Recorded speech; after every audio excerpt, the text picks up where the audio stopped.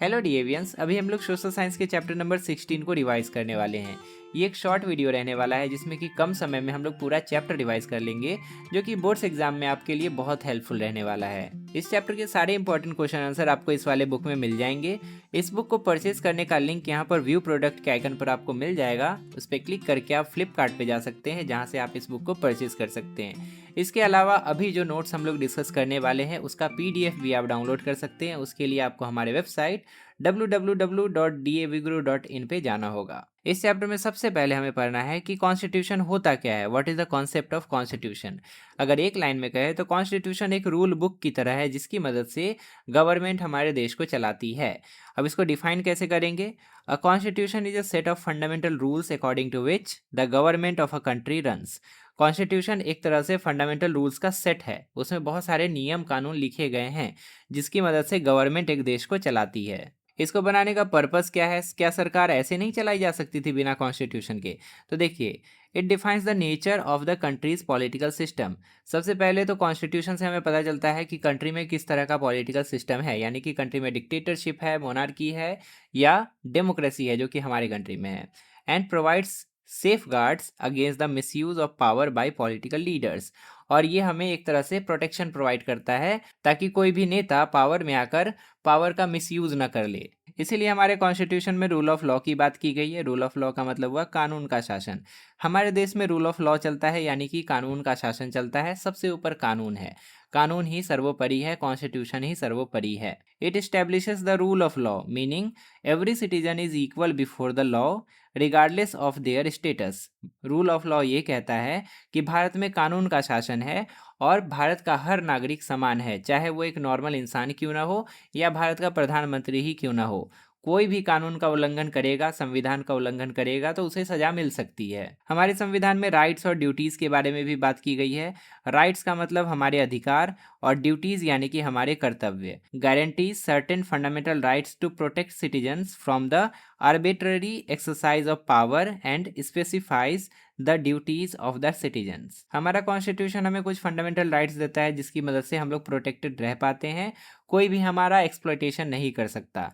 साथ ही साथ हमारा कॉन्स्टिट्यूशन कुछ फंडामेंटल ड्यूटीज के बारे में भी बताता है जिसे हर सिटीजन को फॉलो करना चाहिए। नेक्स्ट टॉपिक है हिस्टोरिकल बैकग्राउंड एंड ड्राफ्टिंग। संविधान बनने की कहानी क्या है और इसको ड्राफ्ट किसने किया था, इसके बारे में हमें यहाँ पर जानना है। सबसे पहले समझते हैं कि कॉन्स्टिट्यूएंट असेंबली क्या था। कॉन्स्टिट्यूएंट असेंबली को कहते हैं संविधान सभा। एक संविधान सभा बनाई गई थी जिसका काम था कि संविधान में किन किन बातों को इंक्लूड किया जाएगा इसके ऊपर डिस्कशन करना। The constitution of India was framed by the constituent assembly consisting of elected representative. एक संविधान सभा बनाई गई थी जिसमें कि चुने हुए रिप्रेजेंटेटिव थे, अलग अलग प्रांतों से आए हुए, अलग अलग क्षेत्रों से आए हुए रिप्रेजेंटेटिव्स उसमें थे। इसमें कुछ की फिगर्स थे जिनके बारे में आपको याद रखना है, जैसे कि डॉक्टर राजेंद्र प्रसाद जो थे वो कॉन्स्टिट्यूएंट असेंबली के प्रेसिडेंट थे, और बी आर अम्बेडकर जो थे वो ड्राफ्टिंग कमेटी के चेयरमैन थे। ये जो कॉन्स्टिट्यूएंट असेंबली थी ना, डिस्कशन के बाद एक ड्राफ्टिंग कमेटी बनाई थी जिसका स्पेशल काम यही था कि वो संविधान को लिखेगा, एक संविधान का फ्रेमवर्क तैयार करेगा। और उस ड्राफ्टिंग कमेटी के चेयरमैन थे बी आर अम्बेडकर। इनको हम लोग फादर ऑफ इंडियन कॉन्स्टिट्यूशन भी कहते थे। तो इस दोनों में आप कंफ्यूज मत कीजिएगा, एक प्रेसिडेंट है कॉन्स्टिट्यूएंट असेंबली के और एक है ड्राफ्टिंग कमेटी के चेयरमैन। समय कितना लगा था? तो 2 साल 11 महीने और 18 दिन का समय लगा था कॉन्स्टिट्यूशन का फाइनल ड्राफ्ट बनने में। इसको 26 नवंबर 1949 को अडॉप्ट किया गया था और इसको इन्फोर्स किया गया था, यानी कि लागू किया गया था 26 जनवरी 1950 को, और इसी दिन से हम लोग रिपब्लिक डे मनाते हैं। उसके बाद हमें प्रियम्बल के बारे में पढ़ना है। प्रियम्बल क्या होता है? आपने कॉन्स्टिट्यूशन में देखा होगा कि सबसे पहला जो पेज होता है वहाँ पे प्रियम्बल लिखा रहता है और कुछ लाइन्स लिखे होते हैं। अब इसमें कुछ इंपॉर्टेंट वर्ड्स है, वही हमें याद रखना है यहाँ पे। The preamble serves as an introduction highlighting the core values and objectives of the constitution. हमारे संविधान का क्रक्स क्या है, कोर वैल्यू क्या है, इसके बारे में प्रियम्बल हमें बताता है। और हमारे प्रियम्बल में ये 5 वर्ड्स है जिसको मेंशन किया गया है। इस 5 वर्ड को अगर आप समझ लेते हैं तो संविधान किस तरह का है हमारा वो आपको पता चल जाएगा। सबसे पहला वर्ड है सॉवरेन। सॉवरेन कहने का मतलब हुआ कि हमारा जो इंडिया है वो सॉवरेन है, यानी कि किसी दूसरे पर निर्भर नहीं है, हम अपना डिसीजन खुद से ले सकते हैं। अच्छे से सुनिएगा, हर वर्ड का explanation. India is internally supreme and externally independent of any foreign control. India अपने आप में इंटरनली सुप्रीम है, भारत को किसी का सुनने का जरूरत नहीं है, भारत अपना डिसीजन खुद से इंडिपेंडेंटली ले सकता है। दूसरा वर्ड है सोशलिस्ट। भारत एक सोशलिस्ट कंट्री है। इसका क्या मतलब हुआ?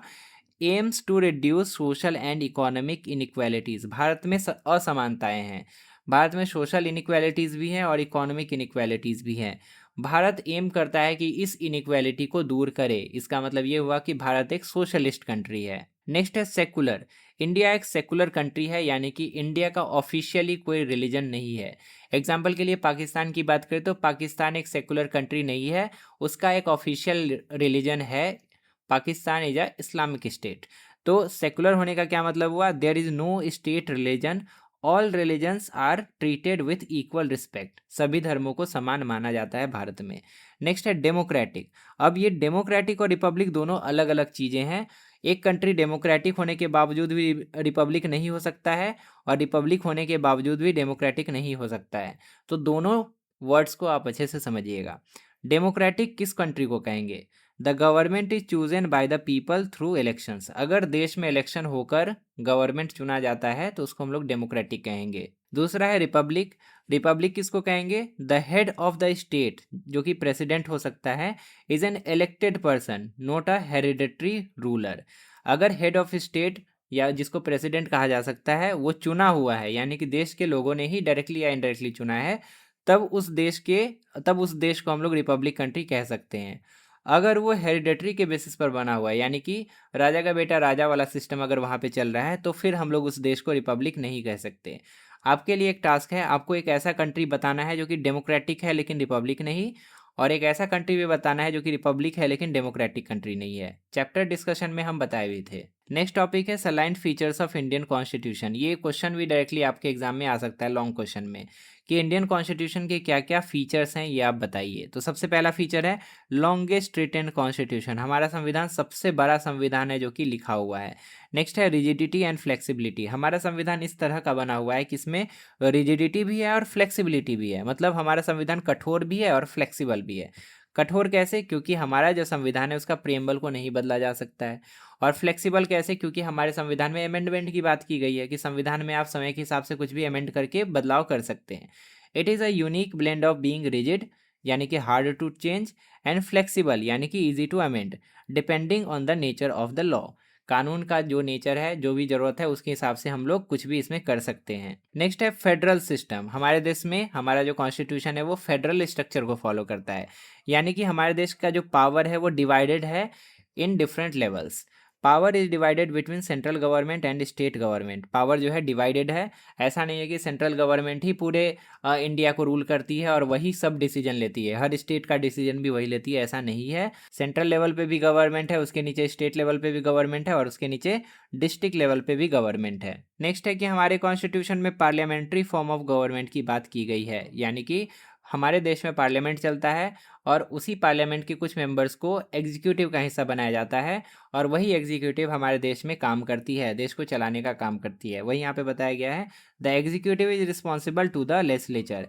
एग्जीक्यूटिव रिस्पॉन्सिबल होती है, लेजिस्लेचर उससे सवाल कर सकती है। The prime minister is the head of the government, और गवर्नमेंट के हेड प्राइम मिनिस्टर को माना जाता है। और हेड ऑफ द स्टेट किसको माना जाता है? Head of government prime minister, और हेड ऑफ स्टेट हो गए प्रेसिडेंट। ये दोनों बात आपको याद रखना है। हमारा कॉन्स्टिट्यूशन यूनिवर्सल एडल्ट फ्रेंचाइज को फॉलो करता है। That means every citizen aged 18 and above has right to vote without discrimination. अगर भारत का नागरिक है और 18 साल से अधिक का है तो उसको वोट देने का अधिकार है, बांग्लादेशी को छोड़ के। और सबसे लास्ट पॉइंट है कि हमारे कॉन्स्टिट्यूशन में सिंगल सिटीजनशिप की बात की गई है, मतलब every Indian is a citizen of India regardless of the state they live in. Bharat के किसी भी स्टेट में आप रहते हो, आपको भारत का नागरिक माना जाएगा। स्टेट के लिए अलग से सिटीजनशिप की व्यवस्था भारत में नहीं है, लेकिन ऐसा एक दूसरे कंट्री में है। अगर आपको उस कंट्री का नाम पता है तो आप बताइएगा कमेंट में। सबसे अंतिम टॉपिक है secularism and fundamental rights. Secularism का क्या मतलब हुआ, एक सेकुलर स्टेट होने का क्या मीनिंग हुआ, ये हमें सबसे पहले समझना है।